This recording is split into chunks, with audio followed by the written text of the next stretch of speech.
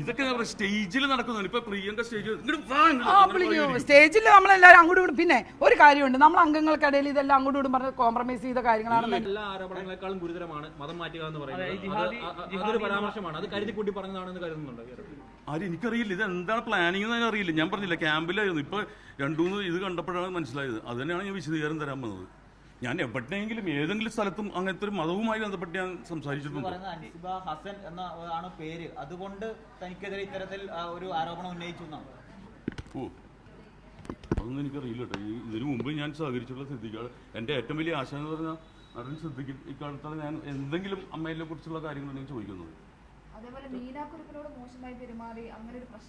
ഇതൊക്കെ സ്റ്റേജിൽ നടക്കുന്നതാണ്. ഇപ്പൊ പ്രിയങ്ക സ്റ്റേജിൽ നമ്മളെല്ലാവരും അങ്ങോട്ടും ഇങ്ങോട്ടും. പിന്നെ ഒരു കാര്യമുണ്ട്, നമ്മൾ അംഗങ്ങൾക്കിടയിൽ ഇതെല്ലാം അങ്ങോട്ടും ഇങ്ങോട്ടും പറഞ്ഞ് കോംപ്രമൈസ് ചെയ്ത കാര്യങ്ങളാണ്. വ്യക്തിപരമായിട്ടുള്ള വൈരാഗ്യം എന്റെ മനസ്സിലുണ്ടാവില്ല. ഒരു സ്റ്റേജ് ഇന്നത്തെ ദിവസം കഴിഞ്ഞാലും ഉണ്ടാവില്ല.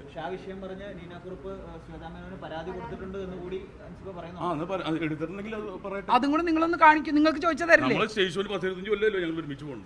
നിങ്ങൾ ഇത്രയും പത്രക്കാരല്ലേ, നിങ്ങൾ ചോദിച്ചൊന്ന് മേടിച്ച് കാണിക്കും. നിങ്ങളാണ് ഇപ്പൊ എല്ലാം കാണിച്ചു തരുന്നത്. നിങ്ങളുടെ അറിവാണ് ഞങ്ങൾക്കുള്ളത്.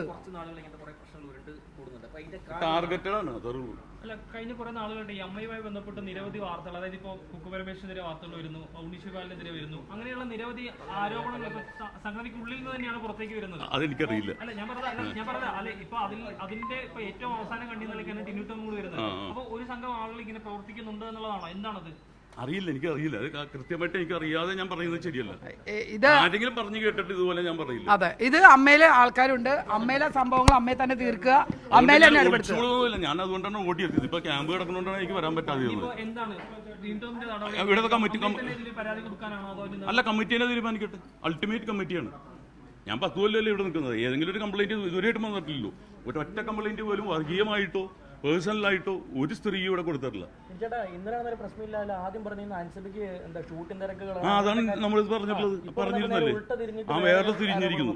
കാരണം അവിടെ സ്പീക്കറിൽ എല്ലാ IC മെമ്പേഴ്സിന്റെ അടുത്ത് പറഞ്ഞു വേറെ എന്തെങ്കിലും ഉണ്ടോ എന്ന് ഞങ്ങളുടെ രഹസ്യമായ യോഗത്തിലും ചോദിച്ചപ്പോൾ അല്ല, ഒരു കാര്യം വ്യക്തമായിട്ട് പറയാം. ഈ ഒരു കാര്യത്തിൽ ടിനിയുടെ കാര്യത്തിൽ തീരുമാനം ഉണ്ടായില്ലെങ്കിൽ ഇനി ഒരു വ്യക്തതയും കൂടെ. ഞാനൊരു അംഗമാണ്. ഞാൻ 30 വർഷം അമ്മയുടെ ഒരു അംഗമായിട്ട് തുടക്കം മുതൽ ഇന്ന് വരെയുണ്ട്. ഞാൻ ഒരു സ്ഥാനത്തിരിക്കുന്ന ആളല്ല. എൻ്റെ കുറേ പ്രശ്നങ്ങൾ എനിക്കും ഉണ്ടാവുമായിരിക്കും. പക്ഷെ ഇപ്പം ഞാൻ ഒരു കാര്യം പറയുകയാണ്, ഞങ്ങൾ ആരും മാധ്യമങ്ങളുടെ മുമ്പിൽ വെച്ച് അമ്മയെക്കുറിച്ച് മോശമായിട്ട് ഒരു കാര്യം പറയുകയോ മീഡിയ പോയി പറയുകയോ ചെയ്തിട്ടില്ല.